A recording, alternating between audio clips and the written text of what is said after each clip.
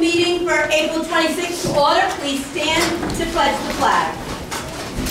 Pledge allegiance to the flag of the United States of America and to the republic for which it stands, one nation, under God, indivisible, with liberty and justice for all. You would Thank you. I do not see anybody signed up for public comment, so I will take a motion. I would like to make a motion to move the Girl Scout project presentations up to the present moment now, right after the Pledge of Allegiance. Second. Discussion? All in favor? Aye. Opposed? Ladies, You have your the turn. Hello, I am Carla Violet from Foster Grammy School 9 here. We are asking the members of the Foster Town Council to let us take a little free library at Leon. A little free library is a 8-cent box that makes books available to the community 24 hours a day. Our troop will make the box with our parents as a community service project. Hello, my name is Chloe Malloy and I am also from Browning Troop 902. We will be the best of box-to-box with books. Let's hope that the community will help keep it going. The Library of Boston will help too. Books are donated and there is no need to sign one out. People can take a book and leave a book for someone else to enjoy. Hi, my name is Isabella Rotundo from Troop 902, Foster, Rhode Island, and I'm going to tell you about a Little Free Library. A Little Free Library is a small weatherproof bookcase located in a popular place in the town. People can take and leave a book when they want to. Most people share their favorite book for others. Hi, my name is Skylar Hall from my name is Skylar Hall. A Little Free Library is a neighborhood book exchange for people to take a book and leave a book. It inspires sharing with your friends and neighbors, and is a free, fun way to learn about new books. Hi, my name is Cecilia Vetri. And my name is Adriana Mello. And we are in Brownie Scout Troop 902. Our troop is putting together a Little Free Library, and we would like to put this together by June this year.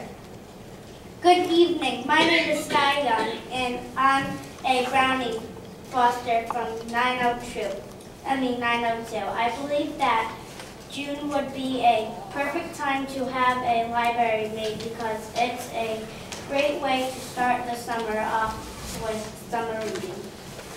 Hi, my name is Samantha Laporte, and we are looking to put a Little Free Library at the Waiting Garden Recreation Center in Foster, Rhode Island. Hi, my name is Chloe Curtis from Foster Troop 902. We are looking to put the Little Free Library between the playground and the workout area, so it would be easy to grab a book and leave a book. Hello, my name is Bridget Marin from Foster Troop 902. We are doing the Little Free Library because what if someone doesn't have a library card and still wants a book? They can just take a book and leave a book. Also, if your parents or siblings have something to go to at the Woody Loudon, you just take a book and leave one. And we think it's a fun project for our community. My name is Reagan Setzik. I am a member of Brownie Troop 902 in Foster. We are working towards our journey batch, and this library will be a great way to reach the people in our community and save the love of reading. Hi, my name is Eileen Boudry and I'm from Foster Troop 902. We want to build a Little Free Library because it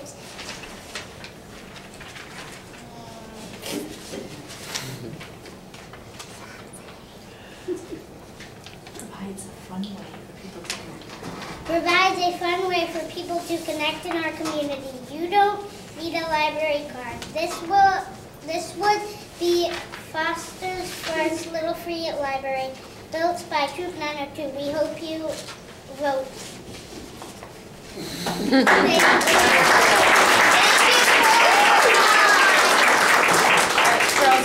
Girls, we have some things to leave with you in case you have more questions with more information. So why don't you guys go one at a time, maybe hand it to this lady here and she can pass them along. We have a bookmark and some information about the project and some pictures of what it is we're talking about. So go ahead right over here. Maybe we can pass them along. Do I get these? Okay. Yep. Give them. Yep. That's just like Yep. Give her the packet. Good girl.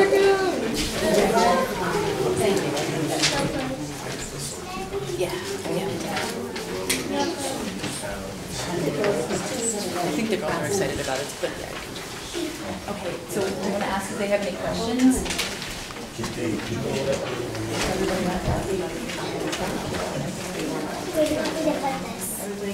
You just hold it for now?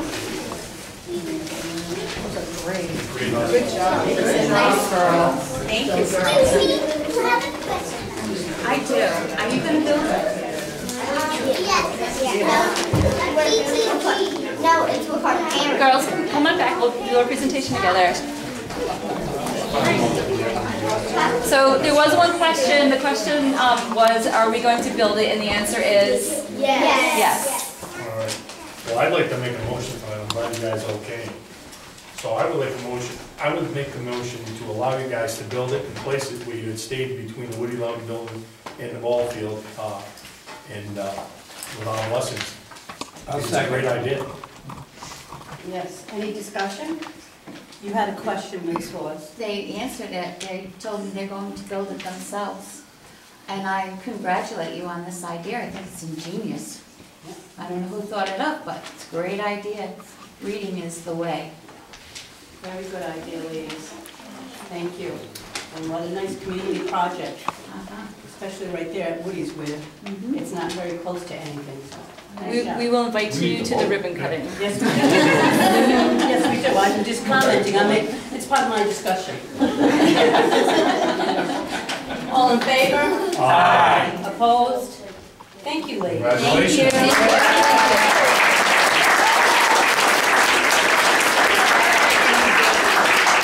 Very nice presentation. Yes. Thank you, troop leaders. Thank you.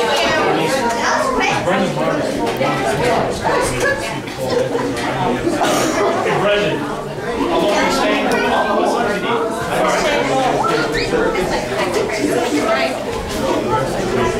long are you staying? Happy birthday, by the way.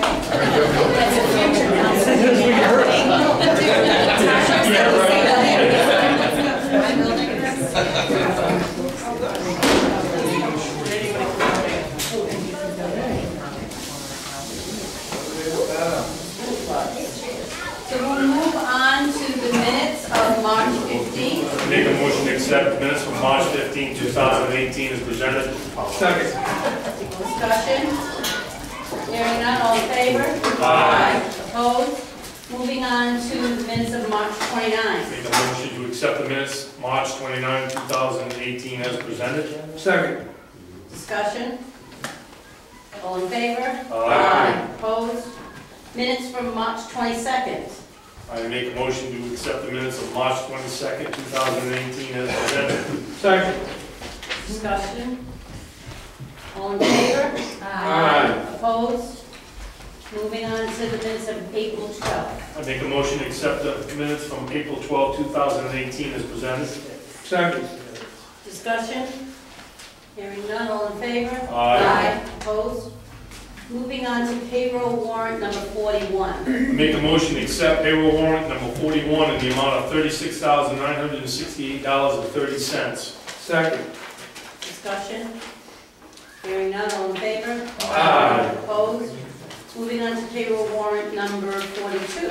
Make a motion to accept payroll warrant number 42 in the amount of $36,071.97. Second. Discussion? Hearing none, all in favor? Aye. Opposed?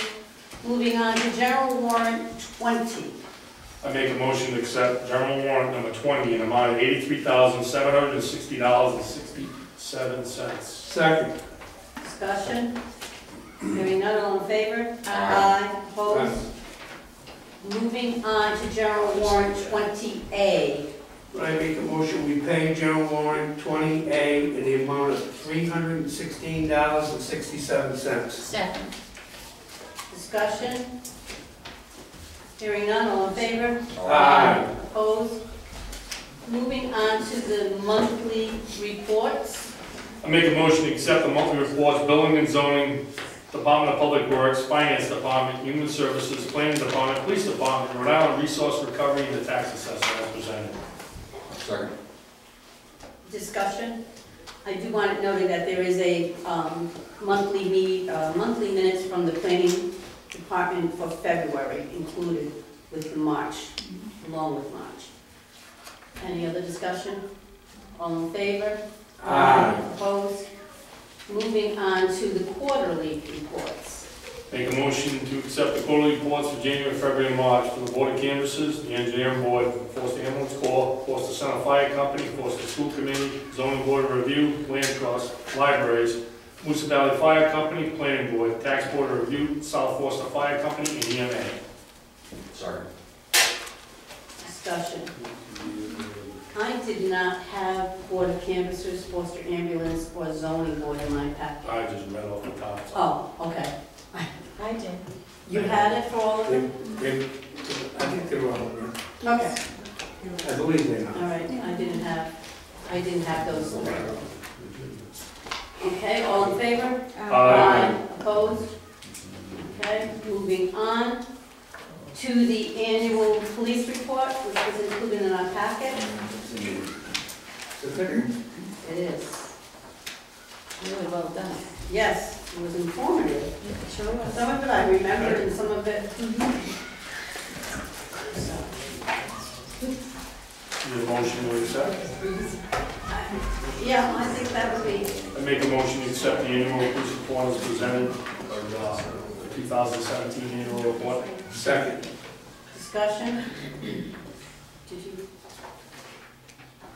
have a question? No. Okay. Any other discussion? Yeah, I wish more people knew about it. What they do, the amount of work they do.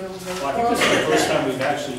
Yes, I don't ever remember getting it. I've been involved a long time. I mean, I know a lot of this stuff in here because I'm involved, but this is actually the first time. We have? I don't ever remember because I was reading the history. Yeah, it was excellent. Yes. And it was very informative, which I think would benefit a lot of people in town. I wasn't sure whether it was Chief Zeal's way of closing up and moving on to Chief Wright. I just don't remember. It It might not. Yeah, It might have been an Right. FYI, Right, and like, for information only, yeah. Mm-hmm. This is the first time I've seen it on the agenda. Mr. Savazio. In a point of information, if you gave it to the Forster Home Journal, I'm sure she'd publish it. Oh, thank you. I think it's actually larger than the force of I think it is too. It's rather, that is a good point, maybe some of it would be, You can put it on our website. yeah, Yes. because it is informative, so. And Gordon made a motion and Chris seconded. Any other discussion? All in favor? Aye. Opposed? Moving on to old business, financial statements and standards, policies and procedures for non-town entities receiving appropriations. Have we received any further information on that? No, with my notice, I found them. So, what would the council like to do in regards to this? Well, it looks like we got another year to figure it out, I guess, or Minimally speaking, I really do think that you should ask them to sign off on the internal controls. And That's been my concern say all that along. they're going to follow certain internal controls. And I had showed you, was it 2 weeks ago or 4 weeks ago? You can get the 990, which is actually all inclusive, right off the system. It's a So I year don't know why they don't arrears. wanna, I don't know. they don't wanna give it to us when we can Well, get it. like I was talking about, the internal controls have been a big concern of mine, as the double signatures on the checks and stuff like that. It's kind of very important. We never got an answer on them from that either. I'm sure I'll see them at the financial town meeting. I can bring it up then. When I see them. I'll And ask then them. what? I don't know. And then what? Well, maybe we do a formal, send a formal letter to each department requesting it. This has been Stating going that on it's for a a year. state standard. Right. It's required. Right. Send a letter stating it is required as a state standard, and it is a vote of the council that they adhere to it. Done. So, actually, I would like to make a motion Go right ahead. to send a letter to all the entities involved, that includes the libraries, the EMS services, that the internal controls mandated by the state of Rhode Island, this council is voting in affirmative to mandate them to follow those controls set forth that they have already been informed of. And that pretty much puts it in their pocket at that point. And then? And That's do you my want to point. give them a deadline? Well, I mean, I think we've kind of done that already. yeah, but this is Not officially as binding. formally. Yeah, so do we want to do that formally? Yeah, Set it's it in a as- letter from the council, voted on by the council, and the motions to have them follow the internal controls It's been pretty formal for it. that the state has required us to have them do. Second, what's that? Do we have a deadline date?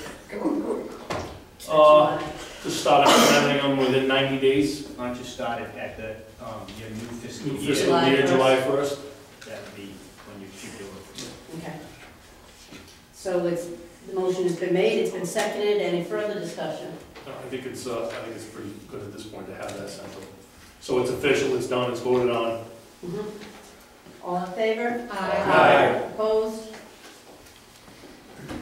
Okay. Moving on to new business.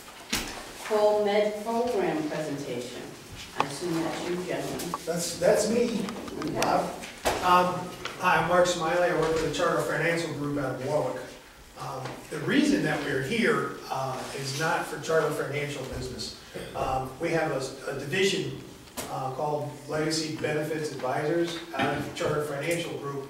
And I'm walking by the office one day and they heard a rumor that I was the immediate past chairman of the Rhode Island Republican Party, which is true. I go ahead and I'll say that right up front. And they said, well, you must know people on the town council. And I said, well, I do know some town councilors around the state. And they started talking to me about telemedicine and the success that they've had with it in the Cranston school systems. They were also in Pawtucket. And it kind of was in one ear and out the other with me until they said the most important part. The Cranston School District is saving $50,000 a month using this telemed program. That was my reaction also. Immediately, it caught my attention. And I've started going out and finding these town councilors that I actually know and bringing Bob along. He's the expert at this. I don't want to take up a lot of your time. I'm going to leave that to Bob. But thank you for your time. Thanks, Bob. Thank you. So my name is Bob Dumay. I've been working in health insurance since 1989, spent about 21 years with Blue Cross, where I had a book of accounts including municipalities like Cranston and Johnston, and also worked with a number of unions, and I did that for... Like me. Yeah, like Cheryl. A few years back, I decided to leave Blue Cross and pursue some other things on my own. Stopped having fun at Blue Cross. So we formed Legacy Benefit Advisors, and we work with groups, we work with individuals, and it's all about saving money in healthcare. And a lot of the different things that you folks could do will create disruption with the employees at the town and the school, and that's not good. But there are some things that you can do that create no disruption, and one of them is telemedicine. So for tonight, I just want to talk to you a little bit about this. So your healthcare benefits that you offer the town and school employees, they of course include coverage for routine PCP visits, and urgent care visits, and emergency room visits. These visits are very, very expensive, and the AMA says that 78% of those visits could have been handled over the phone. The problem is you don't have that option available to your employees. It's not part of your health insurance coverage. So hence the development of telemedicine. So what telemedicine does, it gives another option to people, a less expensive way that they can get health care when they need it. So we tell people if you're bleeding, telemedicine is not for you. If you're getting chest pain, it's not for you. But for routine kinds of things, you have a minor burn, you got an upper respiratory infection, maybe you got pink eye, maybe you got poison ivy, you got something minor going on, a much less expensive alternative than going for an actual visit is to be able to call and talk to a doctor. So if we run through this really quickly, what telemedicine simply is, it's 24/7, 365 access to a board-certified licensed physician wherever you are. So if you're on the coverage here and you're in Rhode Island, you need to speak to a doctor, you can call the number, you'll talk to a doctor within about 20 minutes. If you happen to be on vacation or you're away on business and maybe you're not feeling well, maybe you forgot some meds at home that you really need to have with you, you can call and they're going to say, you know, Bob Dumais, where are you? And I can say, I'm in Florida, I'm on vacation, I'm in California, on a business trip, whatever. They'll have a doctor call me back in the state where I am, because if I have an upper respiratory infection, for example, I need an antibiotic, I need a doctor in the state where I am who can write that script. Because if I'm in Florida, a Rhode Island doctor can't help me. So telemedicine is about giving people access to care in a very quick and inexpensive way, wherever they are in the country. The next page talks about the benefits on the employer side. So every municipality in Rhode Island is self-funded. I assume you're getting your medical coverage through one of the collaboratives. It's either the Interlocal Trust, WB Community Health, or RIMIC. It's one of those three. And your rates are determined each year by the claims utilization, how much your people are using the benefit. So what this does, this takes these visits and carves them out of your medical and puts them kind of in a separate pile, and it can have a big impact on your medical when you do this.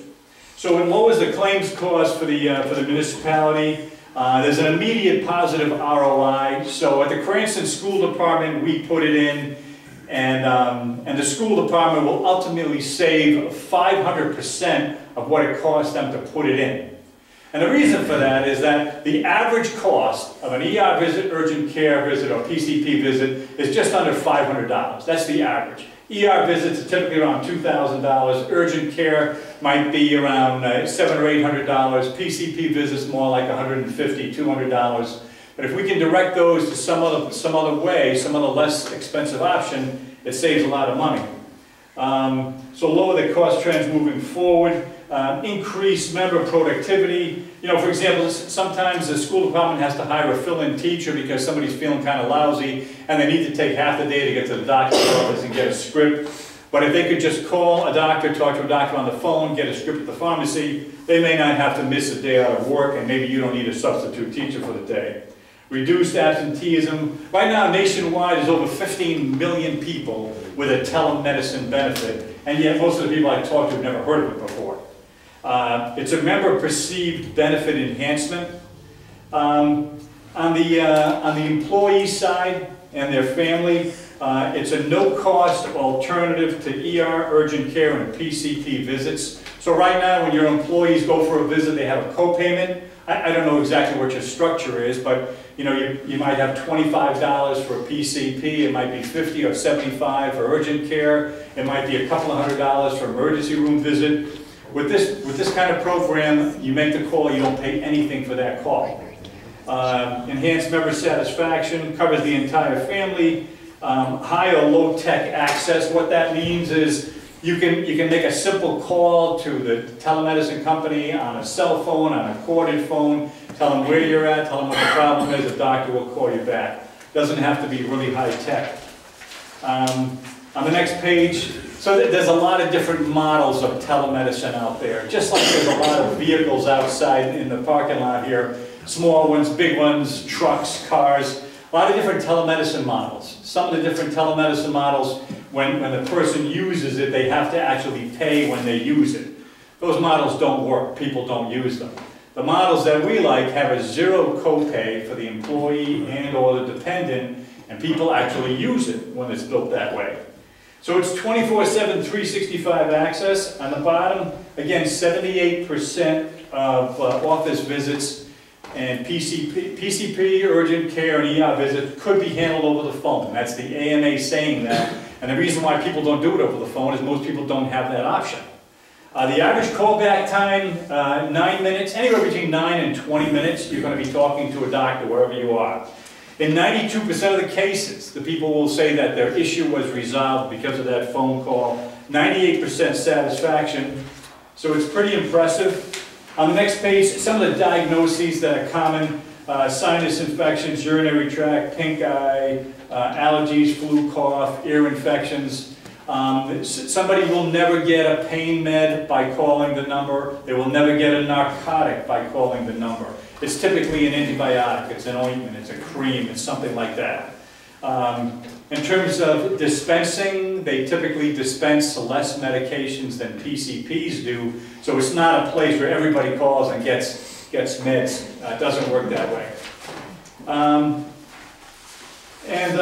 Again, there's a lot of different designs out there. The ones we typically like, all the members are covered. $0 copay for the calls. The target first year utilization is somewhere between 30 and 100%. I'll tell you what that means. So at the Cranston School Department, they have 1,300 employees. The way they're tracking right now, at the end of 1 year, they will have gotten right around 1,300 calls from employees and their dependents that would have gone to a doctor's office or an urgent care, and instead, they made the call instead. As a matter of fact, this is kind of funny. There's an urgent care center right near the school administration building in Cranston, and this urgent care facility recently called the school and said, did we do something wrong? And the school department said, why? And they said, because people aren't coming here anymore, because people are using the telemedicine instead and saving the system a lot of money. Guaranteed first year utilization is typically 20%, but we put it in at Coventry schools and they're running almost 60% utilization, and the Cranston School is running right around 100. I think I put the last page in here maybe. Yeah, I think the last page. They were at about 100, now they're at about 91%, so people are really using it. Average savings per use about $500. So here's how it works. It's a capitated model. So what that means is, if you were to put it in across the town in the school department, you'd pay a fee every month for each employee that's covered on the program. So I don't know how many you have. Let's just say there's a couple of hundred, and let's say the fee might be like $6 a month. So you'd pay $6 a month per employee, and you pay that every month all year, and that gives the people access to the program anytime they want it or need it. And again, they don't pay the claims. The reason why it's so effective is that the company, and there's a lot of companies that do this. There's a few of them that we're particularly impressed with. The one that we like reaches out to the people that are covered on the plan on a regular basis and reminds them that they got the coverage. You might get an email that says, you know, it's flu season. If you're not feeling well, remember you got telemedicine. Poison ivy is out at this time, so if you got poison ivy and you need a script for that, remember you got telemedicine. Allergy season, whatever the case may be, it works for just about anything, and they stay in close contact with everybody. They'll send emails on occasion, send texts on occasion, they'll do snail mailings once in a while. If you jump to the last page here, I crossed out the name on this chart right here. I crossed out the name, but between us, you can't tell anybody else. This is actual results from the Cranston School Department. So if you look at the bottom of the page where the graph is kind of funky. On the right side of the graph, it represents 2017, and then the left side of the graph is 18. So what this shows is that in August, you see the green line starts right at 0. We put telemedicine in at Cranston schools in September. So you can see the utilization jump way up in September, and then it's continued to climb October, November, December. And then you move to the left side of the graph, and we're seeing January, February, and March of 2018. So they've embraced the concept in Cranston. And if you look at the number in the top left corner of the page, so the company says that on average, every time a visit is avoided, the savings is about $474. Now, this is Teledoc's number. They've got something like 10 million people covered on the program, and these are their stats. So every time a call comes in, they are estimating a $474 savings. So what this is saying is, year-to-date, so this is January, February, March in Cranston, the savings from this program is estimated to be about $141,000. The utilization number that they show here is simply annualizing how many calls you get over a year and dividing that by the number of employees. So 91% means that Cranston at this rate will end the year with about 1,250 calls coming from 1,300 employees. So there's a lot of opportunity to save. In this case, their average response time 29 minutes. The company recently sold this benefit to Foxwoods, and I don't think they realized the magnitude of Foxwoods, and that kind of, put a lot of pressure on the system. So they're working on getting new docs so that they can get that call time lowered. Member satisfaction, 19% say good, 81% say excellent. So it works. So here's how it went down in Cranston. Cranston heard that my company was doing a lot of work in this field, that we're doing good work. So Cranston called us in and said, we need to go out to RFP. Am I overstaying my time? Okay. So Cranston said, we need to go to RFP with this. So we wrote up an RFP, we sent it out, we got 4 bidders. We rated all the bidders. We sat down with the superintendent, finance director, HR rep in Cranston. Explained what the results were. They brought us in front of the school committee. We explained it to the school committee. They decided to go with it, and we put it in. We with the company that we chose to work with, committed to visit every site in Cranston. I believe there was 26 sites. We visited every school, answered questions. Because the school department was concerned that there might be some resistance from labor to try it, the school department had me get in front of the union leaders, and because at Blue Cross I spent much of my time working with labor, I've got very good relationships with labor. So I sat in front of all the unions. I think there were 7 unions, and explained to them what we're doing, why we're doing it. They were pretty happy, and they just jumped right on board, and they've used it like crazy. So I think it's an interesting opportunity, and if it's something you folks would like to take advantage of, again, what's nice is there's 0 disruption. You put a program like this in, if somebody chooses not to use it, fine. They don't have to use it. But what happens is a few people try it and they come back and say, that was a great experience I had. My daughter was sick last night at midnight. I was talking to a doctor in 20 minutes, went to the CVS all-night pharmacy, got a script, she's already feeling better. So it works. And it's getting more and more popular nationwide. Rhode Island tends to be a little bit behind the times with new trends in healthcare. So it's not as popular in Rhode Island, but in other areas it's very, very popular.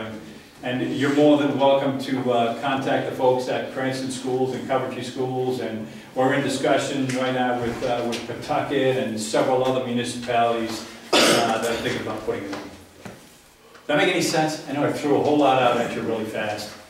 Doesn't change your medical coverage at all. So this runs parallel to your medical coverage. It's just an opportunity for people to get care in another way that's a lot less expensive than the options they have available to them right now in their healthcare coverage. Thank you. Thank you. Any questions? Any questions? Well, on the employee, I think on the town side, we get around 30. I have questions. And then you have an elementary school, teachers an age of probably around 40. We have about 75 people on that. Total. And then if you bump it up to the region, that throws in a whole lot of caveats. They're their own, they make Yeah, their own you'd have to decisions. go in front of them and present it, but that throws it into The town and the school are considered one, and I was just the giving region them is- information. yeah, the region is separate. So we either both go or, yeah. Right. Now, in Cranston, the school came on board, and we're in discussions with the mayor right now. So the school side came on board. We suspect the city side is going to come on board very soon. They're quite honestly blown away with the results on the school side, so they want to jump on board. They have different insurance plans. The Cranston School goes through WB Community Health, and I think the city might go through the trust. Is that true? Yes, They don't go through that is WB. true. But regardless of which collaborative you're going through, every city and town and school department in Rhode Island has Blue Cross. So if we were to pay $6 a month per employee, or whatever it comes out to be, it's per employee, not per body. So I'm a family of 5. I don't take insurance, but assuming it's a family of 5 or 6. Right. It's $6 for that family of 6? Yes. Okay. The other thing is, we wouldn't be billed for the actual visit itself, Correct. just the $6. Yeah, it's what they call a capitated model. So your health insurance right now, all of your claims are lumped. Do you folks get your coverage through the trust right now? WB Community. WB. Okay, so all your claims are lumped together. At the end of the year, the WB looks at those claims. They make some projections moving forward, what your claims level is going to be. They're going to purchase reinsurance on your behalf because at WB they handle all of that. And then they come up with a rate for you. You can negotiate that rate a little bit if you want to. We did. But that's how that's worked. I know Alan Lord very well. He's a good guy. We have the stop loss agreements and everything like that. But Yeah. So we looked into a model like this. The problem was, when we looked into it, like if somebody has strep, for example, anything that requires a lab work or an x-ray, you can't use them for, correct? Unless this is a different type of thing. Yeah, no, so ideally it's for what we call the easy stuff. Okay. So if the doctor's talking to you on the phone and your symptoms seem more severe, there have been a few cases in Cranston, for example, where somebody called in not feeling well, the doctor talked to them on the phone, and when the call got done, the doctor said, you have a very severe problem right now, you need to get to the ER right now, and they directed people there. Then So- how would they even diagnose something like a respiratory infection without a stethoscope or without, like, that was our concern, that we were gonna do this and then more people would have to end up going to the clinic anyway. Yeah, that's not the typical results.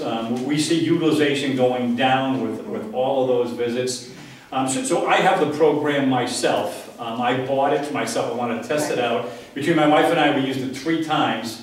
And all 3 times we were in New Hampshire when we used it. We go to New Hampshire a lot. My wife had a burn one time on her hand, spilled some hot coffee, it was all blistering. She knew she needed Silverdene to put on the burn, but didn't have a script and couldn't get a script unless she had a doctor. So she called, doctor prescribed. Second time, she had an upper respiratory infection. They prescribed a Z-Pak.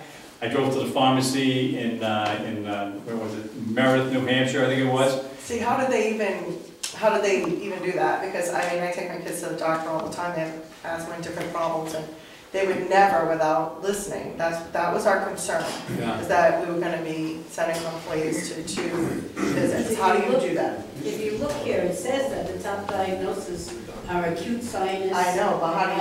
I know, I don't know. Same thing. So that was our biggest concern. Bronchitis, upper respiratory infection. How do you look in their ear? How do you look? How do you And I'll be listen to honest, I have no stethoscope? medical background whatsoever, but in my wife's case, she was on the phone for about 20 minutes, asked her a whole lot of questions, prescribed the Z-Pak. A day and a half later, she was feeling a lot better. When I use it, I want to get my kids a prescription, but I'm just saying, Yeah. like, that was our big concern. Bronchitis, Well, a lot of times they actually call you in just so they can hit you for the visit and go. It's entirely possible. It goes the other We way, the thought- same thing. We Well, that's a thought it was piece a of it great too, and- program, it's just that when we They started have to operate, analyzing. they have to pay, so I've seen it on local levels where, people are going to the hospital just to create a bill. Right, and the other thing is, like, out of these people, you're assuming that the entire thing is a savings, that they would have actually taken that step to go to the doctor. So that's an assumption, I'm wondering how you actually did. So there's one of 4 things that are going to happen when somebody calls.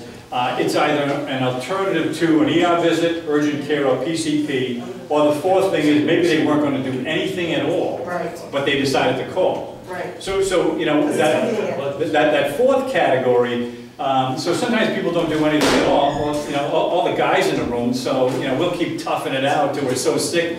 A minor respiratory infection is now pneumonia. So it's nice to get those cases addressed early on so they don't get worse.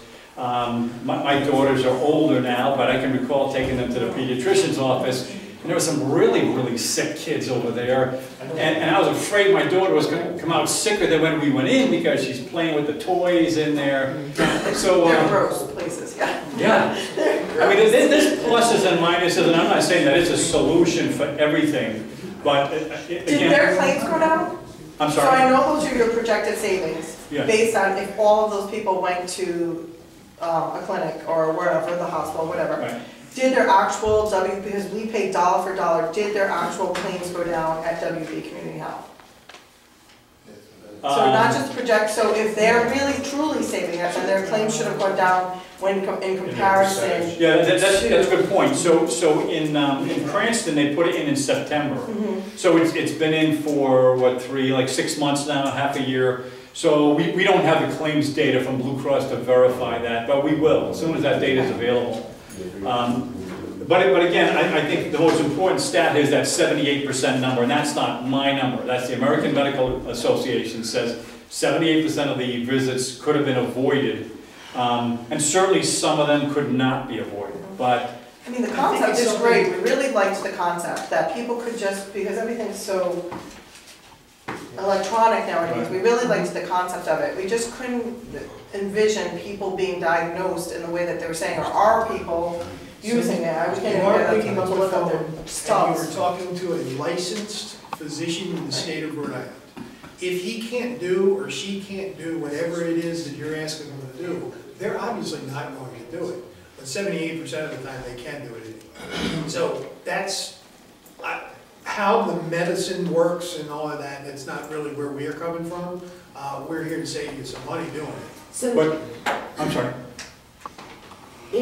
if they use it like you think, then at the end of the year, when they do the assessment, that's where you save, the town saves money? Because these are projected claims based on if all those people went to the doctor, and my point is if all those people went to did it this way versus going to the doctor, then we should see a decline in our claims. So, Cranston started in August, September. of 2017. I believe that the way Cranston is tracking, the end of the year, their total bottom line should be affected about 4% downward. If it's less, it's always better. That's real money, you know, when you start talking like that. Now, you got to realize that if there's a premature baby that's born, it's $1 million claim, that's going to certainly skew the numbers. You have to take out the critical care. Right. The long hospital stays, you have to take out any kind of major illnesses, cancer or... Right, you need to isolate those visits. And it can be done. You need to isolate those visits, but you also need to consider the cases that may have gotten worse, and somebody may have ended up inpatient had they done nothing, because, we got a guy in our office that signed up for the program, and he had been sick for a couple of months, coughing, and he was not going to take time out of work to go to the doctor. So he signed up for the program, he called, he got put on a Z-Pack, and a couple days later he was feeling better. One last point, Blue Cross has a model of telemedicine. As a matter of fact, I met with Blue Cross today because we're talking about the model they offer versus the one that we're proposing here. The Blue Cross model, whenever somebody uses it, they have to make a co-payment just as if it were a real office visit. People don't use it. And then we're charged the actual visit. We were charged so much per visit. Right, so it was reduced. With the Blue Cross model, the employee or dependent has to make a co-payment when they use it, and the other half of that claim is actually charged back to the municipality. With the Blue Cross model, also, you have to make the contact via a video chat. Yeah, it failed twice while we were watching it.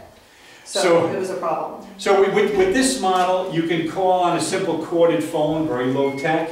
You can do a video chat if you want. You can do it on your computer. You can go on your computer and say, I'm really, really sick, but I'm busy and I can't talk to a doctor until 6 o'clock tonight. Have a doctor please call me back in Rhode Island at 6 o'clock tonight. Doctor will do that. So there's a lot more flexibility in this option so people actually use it. So Blue Cross gave their plan to a union of 3,000 people in Rhode Island. At the end of the year, they got 7 calls and 3,000 people. That was our concern. So we got 1,300 people. We're going to end the year with almost 1,300 calls. It's different. And the total fee, I just want to reiterate that, is $6, or whatever the fee is per family. We won't be billed for the actual visit itself. Yeah, I'm not committing to an actual rate. It should be around $6 being your size. That's the total cost for that call. Yes. So with 30 employees at $6 would be $180 a month for the town. No, I figured it out for the year for both sides. Right. It's really immaterial. Is there a minimum It's like $7 grand. contract? I have It's typically a year contract. 5,400 for 75 people, right? It's $6 a month, and you can make as many calls as you want, right? Yes. Yeah, so for the town with 30 employees, it's $180 a month. For the school with, at the additional, say 50, but 40, it's $240 a month. So, I mean, just, our increases go up thousands with our claims. That's not even the cost of one, Yeah. it's barely the cost of one single plan. So, I mean, is it something we could try if it don't work out for us? For sure. The typical commitment is a year. Yep. But I'm gonna guess your Blue Cross premium average is probably about, what do you pay, about $1,800 a month for a family contract? $20,000, a little bit more than 20 for a family, and about 7 or 8. So that's about $1,500 a month, I think? Yeah. A month. And we're talking about like $6, you know? If people are gonna use it, I think it's great. Well, That's the only again, one. so my question is, do we move forward as a town and they present it to Payne School, or do we ask Payne School, that you guys go and give a presentation to them? Because they have a school committee which was within our budget, but they have their own budget approved by us. So we could, if we're gonna do it, we could do it twofold. We could do it as a town of 30, or you could visit them at one of their meetings, and if they get a consensus, relay to us, if they're on board, we're on board, we can, it's coming out of their budget anyway, so. I'm only just saying that I would like to see us do it as a group, because we have one insurance plan, our rates are the same for both plans. When we go up 10%, they go up 10%. So if we're gonna do it, we should do it as a whole. So- We're funded together. I think that's a good idea. So you presented this to us, pretty much got a consensus that we're definitely interested. Now, I think your next step is going from the school committee, present it to them, and then relay to us if they're interested, and we'll do it. And on get that. a rate support. Yep. If you could help us set that up, we'd be happy to do that. Talk that man right there. Would we Give me your start contact at the information. beginning of the Sure. fiscal year? You could really start whenever you want. Thank you. You're The welcome. thing is, how would we? I think it sounds, When I saw him outside, it sounds like I'm a- sure he was saying, it sounds like a great idea. I'm not asking a question, I'm making a statement, because, I mean, how many times have you had a sinus infection and you Right. know what you have? You do. I would rather call the doctor than have to make an Well, appointment. Chris made an example I think I have a couple of these. with his wife, Beth. You know, a lot of times she won't go to the hospital for a, what's that, yeah, for the respiratory. I'll call, Joe Baltucci. is the There's one many that- people like me that hate calling the hospital. Joe at the school department? I'll call Joe and say like what he did and how. I'm one to have a break on my head, make me go to the hospital. Ray Votto's the HR guy at Cranston Schools, so we were close with Ray, just, and Kim. Can we hear one person at a time, please? In the long run, somebody like me that can go and Heidi can pick up, something will help, where it won't turn bad, where then I do wind up having to go to a hospital. I'm not even sure you would have to go out to bid for something like this because it's less than, Right. I mean, it's, and when So- you split it, it's definitely less than. I'm thinking that we're going to wait until they present to the school department. I'd also like to talk to Cranston Schools as well. Yeah, well, Just I'm to- sure our teachers will want to ask around and talk to some of their Right. parents about whether the And then we programs can we have your contact information. And your teachers here are NEA, I assume? Yes. Yes. So Greg Brunick, your finance director, we met with him last week and he asked us to come in and do a presentation for the UNICEF reps. Because the word's getting around, it's a good opportunity for, everybody wins. You know, there really aren't many opportunities where employees and employers win, and this is one of them. Yeah, we were looking for a good, like a positive thing we could give the employees to feel good about the insurance that they have, and honestly, it doesn't seem like a bad deal.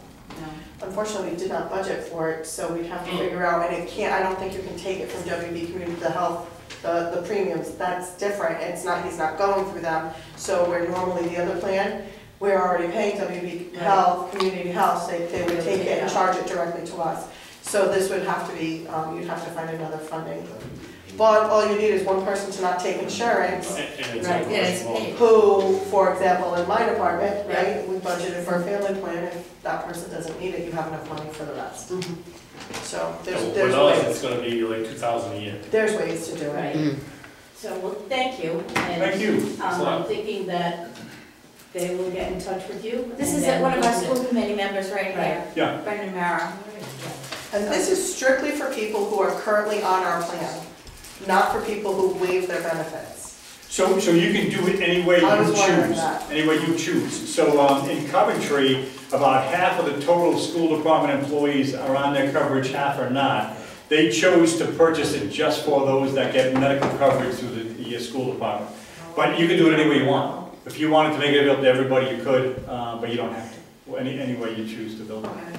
You could always look into that, and if that's something you wanted to do, what you could do is the buyback.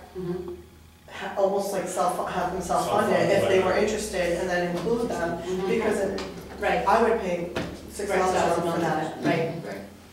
Well, thank you, you gave us a lot to think about. Thank you. One last caution. So again, as I said at the beginning, there's a lot of different telemedicine models out there. So if you go on the computer, you research telemedicine, again, there's a lot of variety. Some have co-pays, some don't have co-pays. The only ones that we would promote were the ones without co-pays, because otherwise people don't use them.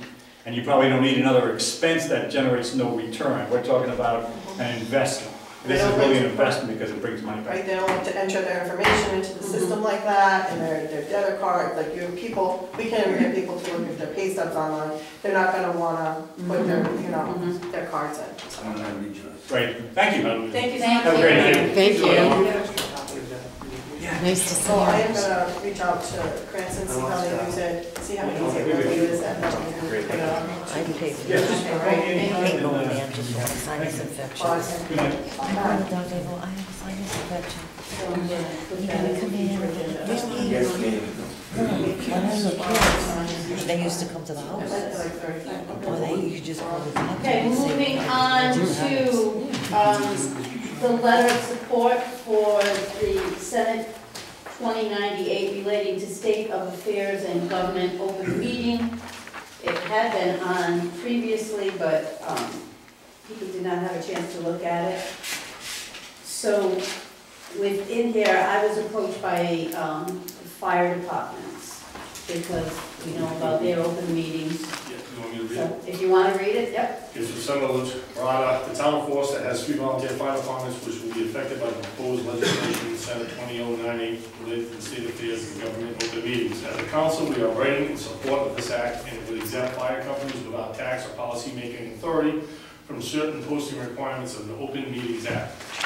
The exemptions would help alleviate the burden of previous Open Meetings Act as it's placed on volunteer fire departments. Sincerely yours, and it's received Mr. Franklin, Forest Town Council President.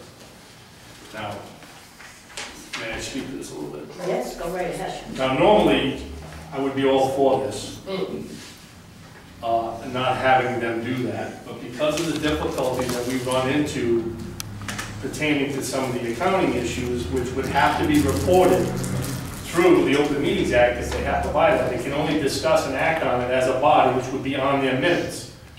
Now, it's a catch-22 for me. We're having difficulty trying to get simple things done. This would actually make it even difficult for us to see what they're doing and use it as, all right, this is what they have, this is what they're doing. That's my problem. They're not, in many ways, really working with us, and this is a way to have it transparent where they have to show what they're doing. If they have to hold on the laws like we do. We are transparent, our minutes are posted, our actions are in the public, and they're there. They are volunteer, but as we all know, there's times where they say, we're not giving you that information. So I will not be, at this point, I would lean to they're taking public money, they're using hundreds of thousands of dollars of taxpayers' funding. I think they should be transparent, and this is a way for them to hide not giving stuff that they should probably put forward. Excuse me. That's my position. Yep, I heard. Okay. I heard you. I was just thinking about something, thank you. Are you going to penalize all departments because of one? Well, it's one bad apple will ruin the whole jug. I'll say I'd rather be. Listen, I'm just one, I am a volunteer, so I'm involved with helping them and doing this stuff for 40 years, and I know what it is. But I'm also on this side of the table, and we're giving them hundreds of thousands of dollars. And like I said, they don't want to give us information that we're being required to get from them. But this would force them, because they can't make decisions or do anything unless it's posted and discussed. Use it as a bartering chip. Negotiations made all the time. Look, you want us to sign this, we need your report. Yeah, I can't support it in the problems we've had trying to get information from them. They do get you information. And this is only, let me just Some of them clarify. say no. This is, just because you're voting, all you're doing is voting to support this bill. Right, I mean, you guys do that all the time, we do it all the time, It's we're not gonna strangers, be but they much. ignore it about 95% of the time down there, right? They go to either their own drummer.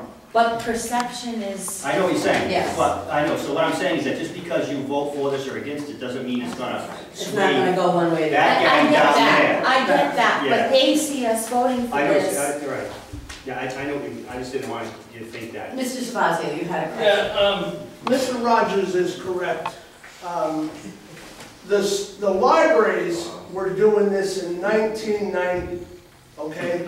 They refused to give the town the records of the monies they had while they were taking monies in. Finally, after 20 years, they became one library and their information became public. You guys need to have courage, integrity, and you do penalize everybody. Everybody should be treated the same. That's what you're asking, Kelly has been asking all along for. That is for them to report their books. It's not about third-party billing, which they made a big deal about. It's about they take money from the town, from the citizens in this room, and they have a responsibility to report their books. So you should have the courage to vote against this. It is going to be ignored downtown, and they're going to do whatever they want, but the message you should send to the fire companies should be consistent with what you're asking them to do. I get it. Thank you. So I'll make a motion in the affirmative so we can move along with it. I probably jumped the court by saying my position, but I make a motion to accept the resolution presented forward to us to not allow exempt the fire companies, volunteer fire companies, to report their meetings and their goings-ons as other governmental bodies that accept money do. Do I have a second? Second. All right, that being said, we are a volunteer body. We do not get paid for what we do. Yet we meet these stringent, and if we didn't, there would be people that would be filing on us. So we are the one council in the state of Rhode Island that are truly volunteers on the council, and we're held to this, so. Any further discussion? Ms. Ross, how would you utilize this as a bargaining chip? I'm saying you want us to sign this, and we agree with you, but we need something from you. We need these reports from you whenever you need them, quarterly. Once a year. Once a year? Once a year, we need to know that we're gonna get the reports from you so that we can hold you accountable for the monies that we give you. If you can't do it that way, then our only option is to sign this and hope that they enforce it. You want us to show all their. I got my hand up here. This, I know you do. they're meeting right now, and they're gonna be either keeping this for further study or bringing it up for a vote within the next couple of weeks. So I don't think there's time to sit down and use it as a bargaining chip. That, we've been trying to bargain with I them agree. for almost a year, or over 2 years, we've been trying to bargain with them. We've actually threatened, basically said, we're not even gonna fund you if you don't do this, but they continue to move forward. So this just further bolsters their position that they can hide things that they want to. And listen, I've been on a fire department for 40 years, I know what it's like to be a volunteer, and not enough time to do what we have to do. Okay. Any further discussion? I understand what you're saying, and yes, I agree, but I also feel like it's 2 against 1 as far as the departments. Right. You know, so we're penalized, although one letter isn't gonna make it hell of a lot. Okay. All in favor of sending this letter forward? All not in favor? Aye. Or I should say opposed. Is that a 5-0? That was a 5-0. Thank you. Moving on to the police site survey bid award. Did you, Mrs. Dillon, did you get the bid back? I did, I got it back today. Okay, do we have it? I didn't know if anybody needed to look at it. I think that you looked at it, right? Yeah, on the committee, I didn't see it, he read it. You read it. I didn't know whether anybody, okay. There was only one. So you do have an email that was sent to myself and I believe, Did you like to read? yes, thank you. Good morning, Denise. At the Portsmouth Police Department Building Committee last evening, the committee, and that was when we last met, the committee unanimously voted to accept the bid for the survey package and send to the council for consideration. Not that it applies to this committee at all, but the overall scope was larger than anticipated in square footage. An informal observation and communication to the council would be to understand the survey services will have some value to an overall future development plan when dealing with other adjacent town structures.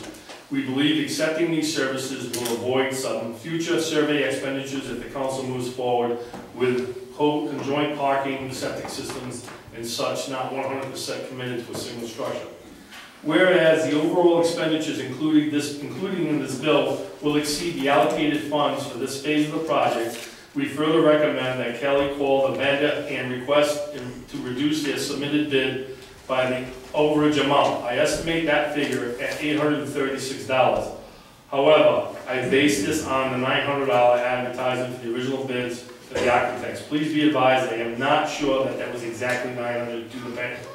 Kelly will need to fine tune the number, and she must keep in mind that I believe the town of Forster has an outstanding obligation error, PRA, that will be billed at a later date. I believe that figure will be $9,600.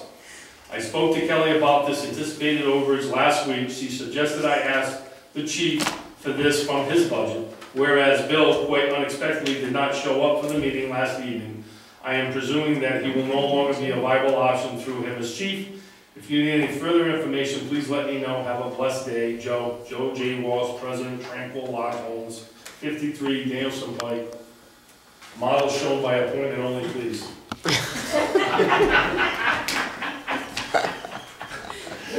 Needless plug, he throws in there. I think it's just stop, right? I mean, It's just, That's his signature on it. that's it. Okay. So if you recall, we opened the bid, we forwarded it to them to review, come back with recommendations to us, since we are the ones that award the bid. I would like to speak to the scope of what was discussed that night, and the consensus was that leaving the construction field as Brennan is also on engineering end of it. The cost of this included the whole area, pretty much, not the entire area, but it included the existing buildings that were there. And the reason why it was to lean forward to allow that to be put in is pay now or pay later. At some point in the future, you may want to add on to the town hall, you may want to put a septic system in, and what you would be able to use is what you paid for here on the existing prints and engineering and surveying, and go off from that and spending thousands of more dollars to replan from another building on that property. So the small money up front is definitely a plus, but it did overexpend by $900, but. It did make sense. Did you call and chat with? No, I just saw this email in my packet, so no, I didn't call. So where it was sent, March 20, I just saw it in my packet. Well, maybe you should speak to the new chief. In the last 2 and see if days, you can I'm find gonna it. call and see if they wanted to take a lesser amount than they did. No. Okay. I agree with you, Gordon. I think pay now would be. I really think a phone call, whether it be from Kelly or probably our chief, because you are on the building committee now, I don't know if you know that. Phone call from one or the other, I think, on the price of it, you might be able to get it down. It's a small percentage of the total. So, I don't know, maybe at this point, if we figure out who's gonna make the phone call. Give me his number, I'll call. That's what I wanna hear, because I know nothing about Team dirt. player. All right. I know nothing about this. So, is there? Do you want to make the motion contingent upon reducing it? Well, either way, we're gonna have to move forward with the, hopefully the ability would be to reduce it. So I will make a motion to have the chief, Kelly giving them the contact, to try and get them down and let it explain it. It's slightly over the appropriated amount that we had appropriated by $900. And if they respectively do that, all well and good, but if they don't, we gotta find the money somewhere.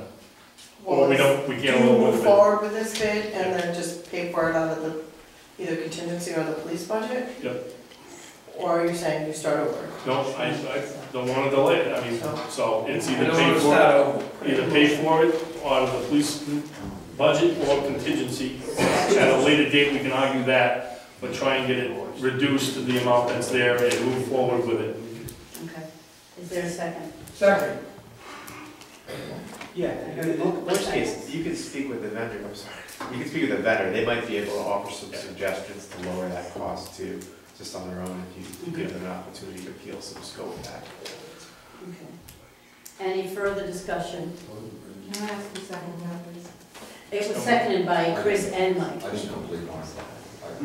It was coming off, or Okay. it was a half of one. It was a half of. Okay. Any further discussion? Hearing none, all in favor? Aye. Opposed? Moving on, resolution in opposition to the governor's fiscal year 2019 budget request. And this is very important to us, I think. You want me to read it? Go right ahead. Okay, I will be supporting this one. All right.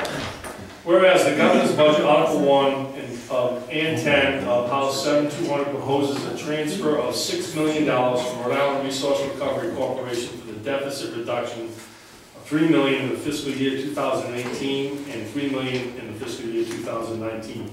And whereas in 2016, Rhode Island Resource Recovery enacted an increase to the municipal tipping fee, the amount that cities and towns pay to dispose of solid waste at the central landfill. And whereas Rhode Island Resource Recovery approved raising the tipping fees, the rate of $32 a ton to $39.50 a ton in 2018, and then $47 a ton in 2019, an increase of 47% in 2 years. And whereas the cities and towns pay approximately $2.1 million more in fiscal year 2018 than in fiscal year 2017, making the town of Forest increase approximately $13,500 in fiscal year 2018. And in 2019, the cities and towns will have an additional increase of $4.1 million, which will increase Forest's fee approximately $91,988. And whereas Rhode Island Resource Recovery leadership previously stated the fee increases are needed for capital improvements in order to enhance operational efficiencies. Efficiencies are supposed to reduce costs. And now therefore be it resolved that the town of Forster is opposed to the governor's fiscal year 2019 budget request of Article 1 quasi-public reserve transfers, sections 15 and 16, and Article IO quasi-public resource transfers, section 5-9, proposed to scoop $6 million from the Rhode Island Resource Recovery in order to close the state's budget deficit. And be it further resolved that town clerk is hereby instructed to submit a copy of this resolution to the town of Forest, state senators and state representatives of the Rhode Island General Assembly, the Senate President, the Speaker of the House, the Executive Director of Rhode Island League of Cities and Towns, and all the cities and towns in the state of Rhode Island, and the governor for consideration of their support to oppose the request in the governor's budget fiscal year 2019. This resolution shall take effect on April 26, 2018, if so passed. And at that point, I would like to make a motion to support this resolution against the scoop grabbing that's going on the state governor's part that balance her budget. Do I hear a second? Any discussion? I have plenty, but. Yeah, we don't need it. We're gonna be efficient and move along. Yep. All in favor? Aye. Opposed? moving on to the planning board request. You have an email that I received from Mr. Carey, along with the accident reports on Plainfield Pike. Would somebody like to read the email? I will read the email. Denise, at the April 4th planning board meeting, we had a unanimous vote to send a letter regarding the amount of accidents in the area of Plainfield Pike between Luther Road and Briggs. The board would like the town council to reach out to a state representative, Mike Chippendale, and force the police chief to look at possible solutions to the number of accidents in this area, included but not limited to reducing the speed limit and signage indicated on dangerous curves ahead. Sincerely, Joseph Carey, Foster Planning Board. And then it breaks it down on the amount of accidents. And there were a total of 62 accidents in 10 years. 23 of them involved animals going in front of vehicles. I don't think they can read signs. And 24 were due to weather, and 15 were due to other factors. And it breaks it down into the actual accidents and dates and what the cause was. And it was actually, this is from Luther Road to Trey Hollow. Not just Luther. Right. It does include Trey Hollow. Now, I personally have been to the majority of them. There's been, other than the one fatal, which was a dirt bike on a registered vehicle. And there's been no fatals. I mean, we had 3 fatals this summer alone on Route 101 within a 2-mile span of each other, just this summer. But that, there are, I think signage would help. Because I think the biggest problem on this is it's not so much vehicles coming north to south, it's vehicles going south to north. And from Route 3 and 95, it is literally completely straight highway road. And then you hit that curve. And then from there on, right past 94 is constant curves. But those are the first curves that are hit in that area. So complacency comes into effect. Did you actually gotta turn the steering wheel on? Well, now there's gonna be a road. So now, now the accident's gonna wind up at the road. Yes. Yeah, Anthony Renzi actually had a good suggestion, and that was blinking lights for 37 degrees. Because what happens is if you slip when you go around those curves. And the other comment I'd like to make, 23 accidents by animals.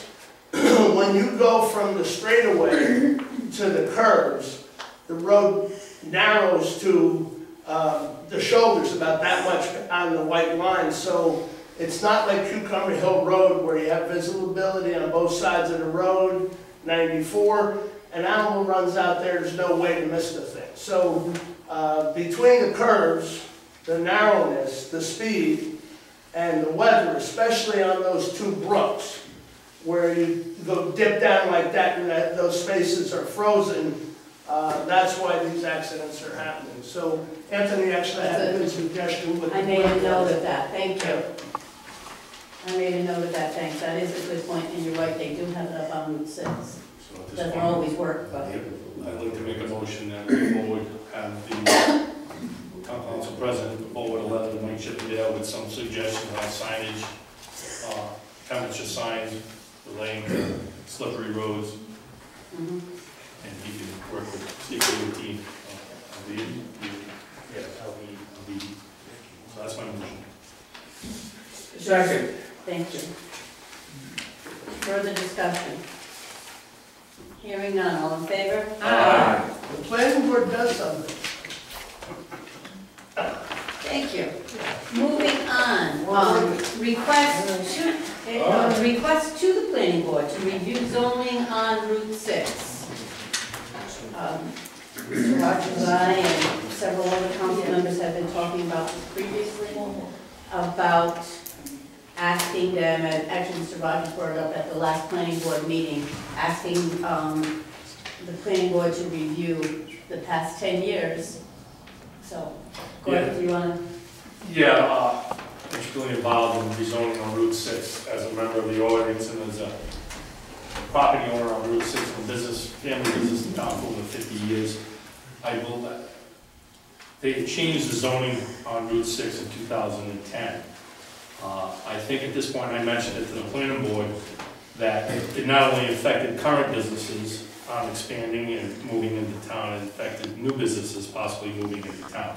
So I think since 2010, we're coming into, you know, we're going to be in the middle of 2018. I think 8 years of this zoning is a good time to look at what it's produced, how it's affected current businesses, and I think they should get those answers to how many businesses have expanded, how many businesses have gone out. I can think of a few that have gone out and not rebuilt, and how many have come in. And also try and find out how many, and here's the key part, how many tried to come in and were told that a special use permit was required for what they wanted to do. And look at possibly those as how they can reformulate the zoning on Route 6 to at least get those discussions on the table to see if they could be fettered out, because, and I'll be frank, I know at least 3 or 4 businesses that were looking at properties on Route 6 under the current zoning, and I think our planner, in fact, Joanna, the solicitor, who's been involved with a lot of stuff on Route 6, the point is almost everything other than retail, which is a lot, really cannot come on Route 6 unless a special use permit is required. And the problem with a special use permit is you have to purchase the land first to own it, to go in front and get a special use permit for what you want to do. Well, that's a risk that nobody is willing to take. And I think the last person that took it in the last 2 years ago is dealing with the ramifications of buying a piece of property and trying to require a special use permit to do what he wants to do. So there's been several cases that I know of, Sue Ann's Creations, people have come to me to purchase that and walked away, a huge loss financially to the town of what he wanted to do, which would have fit into the road character. And it would have been fine, and I would have supported it, and it would have also encumbered another piece of property that another long-term business operator in town would have purchased to go in conjunction with the other one that wanted to go into Sue Ann's Creations, but it all fell flat. And we're also having a problem right now with Nancy Ann Nursing Home being sold as it going out of business because multiple people have looked to purchase that. It's not on Route 6, but it's the same thing. Special use permit is required. They need to relook at how Route 6 was zoned, swallow the pill if it's worked or if it hasn't worked, and come up with the correct solutions. And please, this time, they need to listen to the local business owners. They're the ones that have been operating in this town for years. There's the key to helping them out. I know it's long, it was a short motion, but I think they need addressed. There's enough time has gone by to see what they've done, if it is effective. We've got the motion, hasn't been seconded yet. That whole thing was the motion.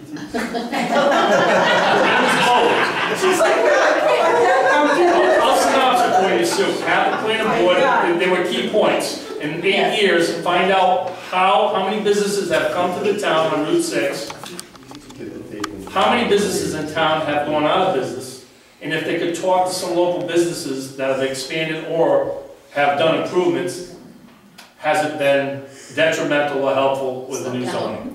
Reassess the zoning changes from 2010 to see if, and one way to do that is proof in the pudding. Okay. Thank you. So that was, and who seconded that? Mike. Discussion from the council. I think it's just finding these answers and a decision to be made. I think we gotta try to do something. Yep. I agree. It's a beginning. It is, it is. Mr. Savassi. Okay, there is one way to do that. I'm not disagreeing with Gordon. Forget it, I'm not even gonna say it. Years ago, about 20 years, there is one way, but it's not worth saying. Years ago, about 20 years ago, we tried a dual zone, and it failed. Having Jeff and having Anthony on the board bring all kinds of new ideas. Anthony has brought forward, brought forward the idea of dual zoning, and that would be AR and or manufacturing, so that a person who owns a piece of property of 50 acres has the choice to sell it either way. So I welcome this letter to us. there is a way to handle this. I have looked into it, you can ask your solicitor. I have looked into it with a different solicitor, and that person thought it was fine, dual zoning. So I'll wait for your letter and we'll talk about it on the planning board. But I want to say this to you. Having new members on the planning board brings a lot of new ideas. And that's what this town needs. It needs energy. I agree. Thank you. Any further discussion? All in favor? Aye. Opposed? Moving on. Resignation of finance director / treasurer. Would you like me to read that? Would you like to read that? Thank you. Honorable members of the town council, dear Mr. Franco, I am writing to regretfully inform you that I will be resigning from the town of Forest, specifically my position as the treasurer finance director, effective May 30th, 2018. Making this decision has been difficult. Throughout my tenure of nearly 9.5 years, I have grown to love the landscape of Forest and its beauty, developed a fondness for taxpayers, and many of whom I see regularly, and established heartfelt and lasting relationships with coworkers and many council members past and present. Although it has not always been easy, I feel I have embraced the challenges of the position and take pride in knowing that I will be leaving Forster in a stronger financial position. Please accept my deepest gratitude for all and previous members of the council have done for me. I will miss my colleagues very much, but I am looking forward to what my future holds. I will forever remember my time here and wish the residents of the town of Forest success in the future. I will do all I can to make this transition a smooth one and would be pleased to dedicate time to find a candidate to fill the role of treasurer / finance director. Best regards, Kelly M. Russ. And with that, I would Don't make a motion. Make a motion to accept the resignation regretfully. I speak for What happens if we ignore it? that. Doesn't change. Second, it's already signed the contract. Discussion? I do so with the. Let's Wish you well, Kelly. Yes. Yes, I do too. regretfully, I wish you well. This town is losing a cornerstone to this foundation. I will tell you that straight out. I don't know if anybody will be able to step up to the caliber. And I'll talk to her later about it. I She's gonna totally get agree with you, Gordon. How about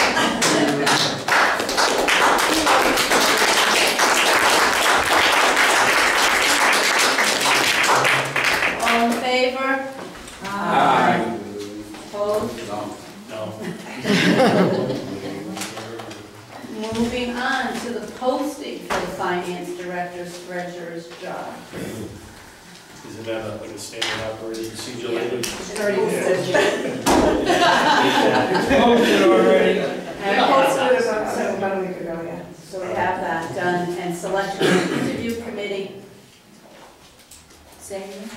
a selection of interview committee, posting for the finance director will be just kind of moved along.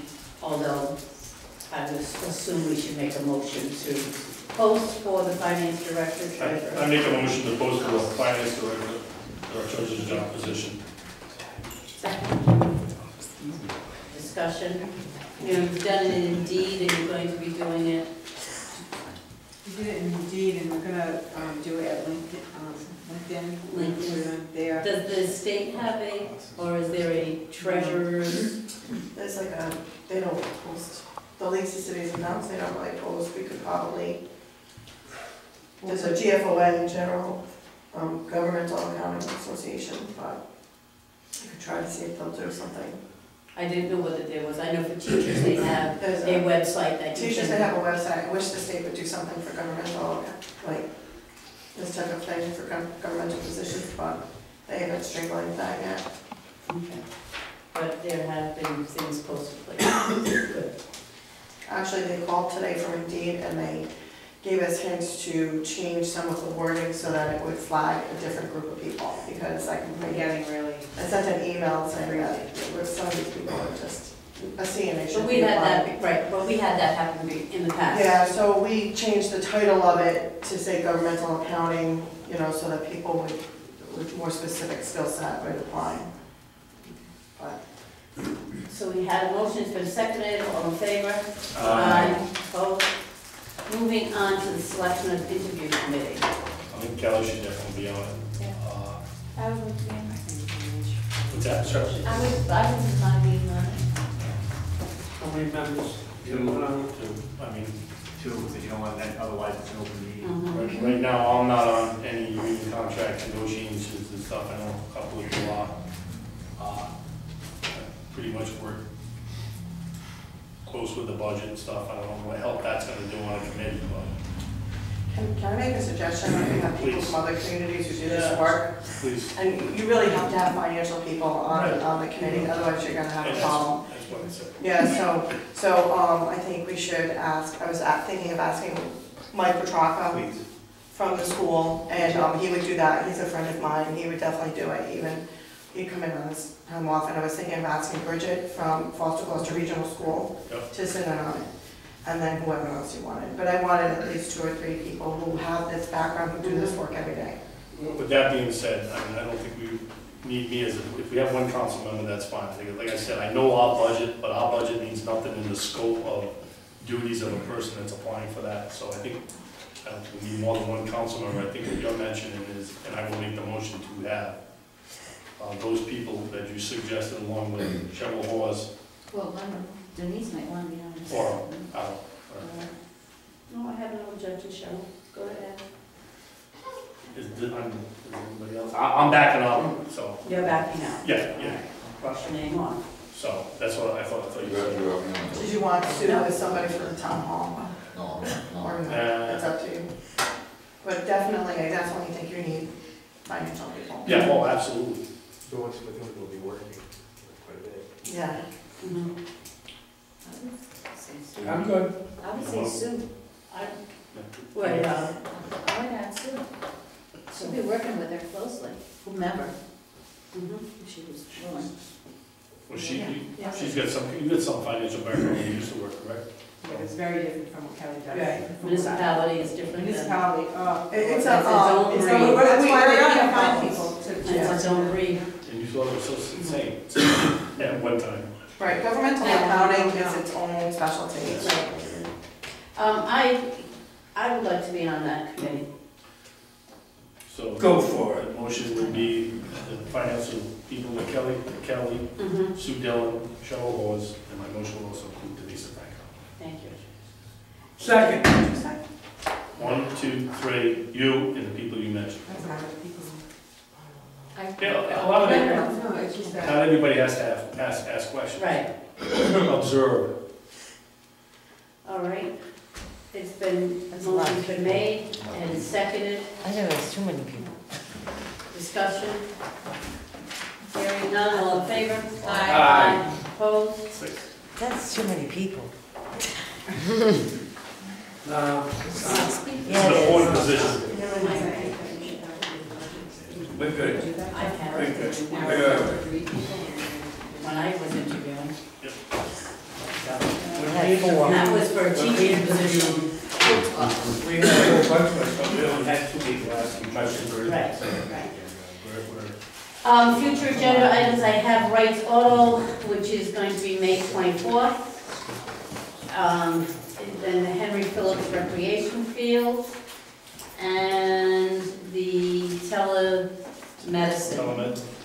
Is there anything else that we want? Okay.